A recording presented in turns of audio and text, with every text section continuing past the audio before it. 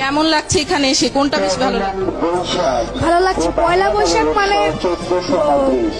জাতির পিতা বঙ্গবন্ধু শেখ মুজিবুর রহমান।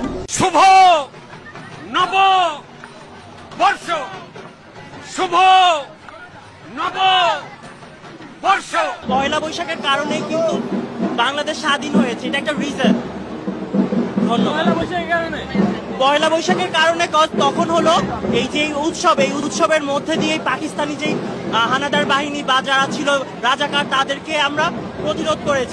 তারেক রহমানের নেতৃত্বে এই দেশ সুন্দরভাবে গঠন হয়েছে, সুন্দরভাবে পয়লা বৈশাখ পালন করতেছি। ফ্যাসিস্ট নাই।